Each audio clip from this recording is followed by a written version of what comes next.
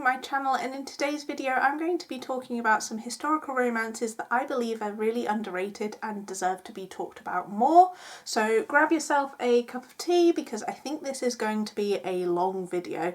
I have quite a few books that I want to run through and I just want to share with you ones that I think are underrated. So we all know in the historical romance genre, we all know like Julia Quinn, Lisa Clay Pears, Elizabeth Hoyt, Lorraine Heath. Their books are very popular and get talked about a lot, but these books I really want to highlight. Some of these are independent authors, some are traditionally published as well, but there's a real mixture of things on here and I just want to share these books and authors with you so you can check them out and support them. So without further ado, let's get into the books. So first series I want to talk about, this is a series of books and I just wanted to talk about the whole series as a whole to start with. So the series is called The Phoenix Club by Darcy Burke, and this is a 8-book series, and all of these books are on Kindle Unlimited, which is awesome if you want to check these ones out. So I have got some notes here that I'll be referring to because I did read this series quite a while ago. So this series centres around a club called the Phoenix Club, and it is a club that accepts all sorts of members. It also accepts women as members. They have like women like nights, special nights for just women members, which is unusual in comparison to other clubs, and this club really focuses on accepting like anyone, whereas clubs like Almack's which require you to be invited by other members, this club doesn't have that. It allows kind of anyone from any walk of life to be part of the club. And as I say, there are 8 books in this series and I have quite a few that I love, but Impassioned, Impossible, Irresistible, Impeccable and Insatiable are my favourite books from the series. The other books, Improper, Intolerable and Indecent, are good books. Like I think I gave them all of those were 4 stars and the rest, the first lot that I mentioned, were all 5 stars. Really recommend this series. The covers are absolutely gorgeous for this series, and I just want to talk about some of the tropes that you will see in some of these books. So we do have the guardian ward trope, marriage of convenience, marriage in trouble, best friend's brother, best friend's sister, Beauty and the Beast retelling, and a fake marriage. So there's lots of different tropes. Obviously that's not just in one book, that's across the series. I won't tell you which one is for each book because I feel like that might spoil it. So I really recommend reading the whole series, and I'm really glad that these books are on Kindle Unlimited now because it makes it more accessible to everyone. And yeah, highly recommend this series. I have talked about it a lot. I've shared posts on Instagram about this in the past. It is one of my favourite series and is one that I think is very underrated. I don't hear anyone talk about this series, so definitely check that one out. Then we have Glory and the Master of Shadows by Grace Calloway. This one is book 4 in the Lady Charlotte Society of Angels, and there are 5 books in this series. I've obviously read book 4 and I think I've read book 1, but I haven't read any of the other ones. But this one is really good, one of my favourites. So this book, or this series, follows a group of lady investigators. So they are all friends and they have this kind of investigation business / club, and there's a lot of different mysteries that they follow. I think each book follows a different mystery, and in this one we have Lady Grace, who seeks out Wei Chen, who is a Kung Fu master, and he starts teaching her Kung Fu. Alongside that, he also has a clinic where he treats opium users, and they form a relationship. Obviously it's a student-teacher relationship because he is her Kung Fu teacher, and he is very serious, and he slowly falls for Grace, and it is fantastic. It's a slow burn romance. They do take a while to get together, but the payoff is worth it. This is an absolutely fantastic romance. Would highly recommend, and again the cover for this one is gorgeous as well. Then we have the Surrey SFS series by Nicola Davidson. This is a 5-book series and it is a collection of different novellas. And this is the SFS, stands for Sexual Freedom Society. So it's a group of people who have different sexual desires, and they meet regularly to discuss their desires and things that may not be normally accepted, in polite society. These are all novella length, and there are some LGBT stories within here. We do have an FF romance. We have I think it's a MFM, I think that, if I remember correctly, that is what it was. But there are some LGBT romances within here. As I say, they're all novella length, so really quick and really easy to read. These were on Kindle Unlimited, but unfortunately they look to have been taken off Kindle Unlimited, but definitely are worth a read. My favourites from the series are My Lord, Lady and Gentleman, and A Very Sorry SFS Christmas. They're my two favourites, but the whole series is really, really good. Definitely worth a read. Then we have the Lords in Love series. This was a series that was co-written by Darcy Burke and Erica Ridley. So each author wrote a different book in the series. They were released like one at a time. So Darcy Burke released a book, and then Erica Ridley released a book, and so on and so on. I believe the series has been since rebranded, and Darcy Burke's books are now listed as the Merrywell Brides, of which there are 3 books, and Erica Ridley's books are listed as the Heart and Soul series, and there are 4 books of those. And they centre around this small town called Merrywell, and they have this May Day matchmaking festival, and that is how a lot of the characters come to be together. There's this festival that people go to try and meet their future partner, and in all of the books, obviously, they meet their partner at this festival. Again, these are quite short, quick reads, really fun. I love these 2 authors. Darcy Burke and Erica Ridley are some of my favourite historical romance authors, and yeah, really love them. My favourites from these 2 series, so from Darcy Burke, I really loved Beguiling the Duke and Romancing the Heiress, and from Erica Ridley, I loved Defying the Earl and Chasing the Bride.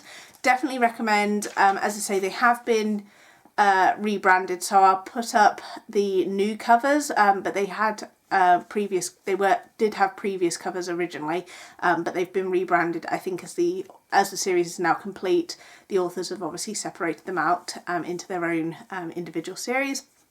Definitely would recommend.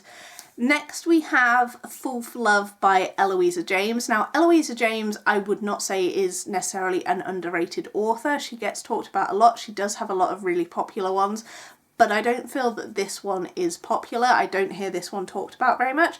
And this is part of her Duchess Quartet series and is book 2 out of 4. And this one is really interesting. So we have Lady Henrietta, who is basically a spinster. She's kind of thought that she's never going to get married, but she really longs for romance. And she writes this letter that is very scandalous, a scandalous love letter, which becomes public. And she ends up being forced to marry Simon, who is the person that she sent this letter to. She basically had almost like a crush on him, so she wrote this letter, and it ends up in the public domain. And as a result, because of the time period, it's very scandalous, so she is forced into marriage with Simon, and it is their romance. It's really good. It's one of my favourites from Eloisa James, and one that I don't feel is talked about enough. Then we have The Spinster and Mr. Scott by Jennifer Haymore. This is part of the Highland Knight series and is book 1 out of 3. This series is also available on KU. These did used to have previous titles, but she rebranded them with new covers and new titles a couple of years ago. The Spinster and Mr. Scott is the current title. And this one follows Duncan Scott, who is a injured soldier, and Lady Grace. She is the daughter of an earl, and she finds Duncan when he is injured, so she kind of rescues him and takes him in and starts caring for him. Obviously, because she is an earl's daughter and he is a soldier, this is very much a forbidden romance.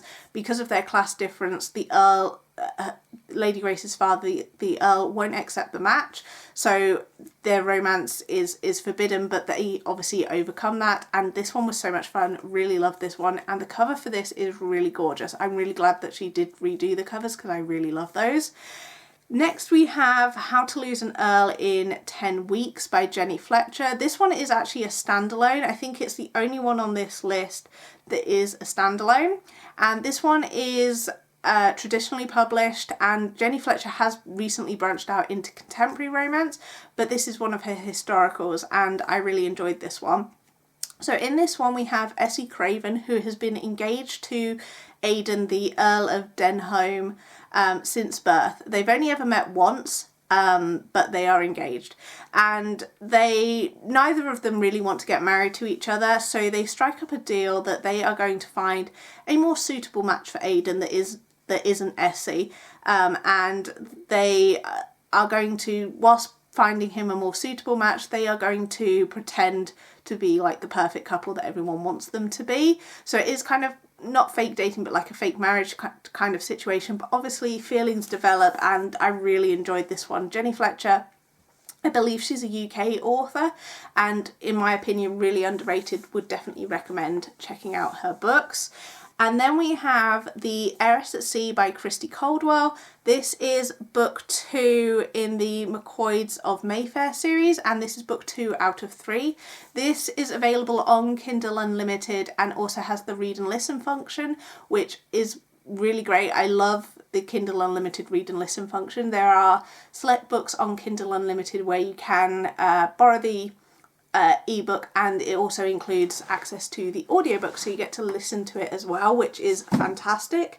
And in this one we see Cassia, who is very much a spinster, but she wants to see the world, and so she decides that she is going to disguise herself as a boy and stow away on her brother's friend's ship. But unfortunately she picks the wrong ship and ends up on a completely different ship with our hero Nathaniel. He is recently become the heir to a dukedom. He doesn't want to be the heir. He was the second son, so he had no intention of obviously being involved with the dukedom, but his brother dies unexpectedly, and he's obviously almost got to, he spent his life on the ship, but he's got to give that up because of inheriting the dukedom. So this is like his last voyage out to sea, so to speak. And this one was fantastic because there's a lot of forced proximity because they are stuck on this boat together, or ship together.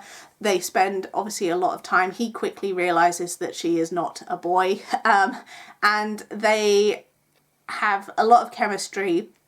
And there's this really great caretaking moment because Cassia gets seasick on the ship, and Nathaniel is forced to take care of her. Admittedly, it's very reluctant at first, but obviously he soon falls for her. This one is a closed door romance, so I would say I wanted to let you know that going into it, because I know some people don't like that, but if you are looking for a closed door romance, this is one. And then we have Miss Bradshaw's Bought Betrothal by Virginia Heath. This one is another standalone as well. And in this one we have Evelyn, who again is another spinster, and she decides to pay a well-known rake to pose as her betrothed to escape her evil stepmother. And the rake, he's very unreliable, and he disappears and leaves her with his brother, and it is their romance. This is a sort of Cinderella retelling because she has the evil stepmother that she is trying to escape. Her father is no longer alive, and she really wants a better life for herself, so that's why she, tries to take off with this betrothal, but ends up obviously with the brother instead. And I really love this one. Virginia Heath, I think, is another UK author, so definitely recommend checking that one out. And then lastly for this list we have Wicked in Winter by Scarlett Scott, and this is book 1 out of 14 from the Wicked Winters series. This series is also available on Kindle Unlimited, and I don't know about all of the books in this series, but this first one is definitely a novella length, And in this one we have Devereux Winter, who is very much in need of a wife. He is very wealthy, but his family have a bit of a negative reputation, so he is looking for a wife that is of good breeding, high standing. Fortunately enough, he has a next door neighbour who is a duke, and that duke is very much in need of money. So he basically sells off his daughter, Lady Amelia, to Devereux to be his wife. She's obviously not very happy about that, and he's not too keen on her either. So we have kind of forced marriage situation, but they do obviously learn to love each other.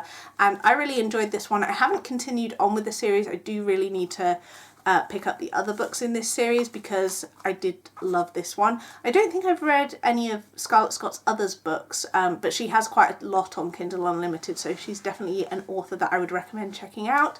And those are all the underrated historical romances that I have to share with you today.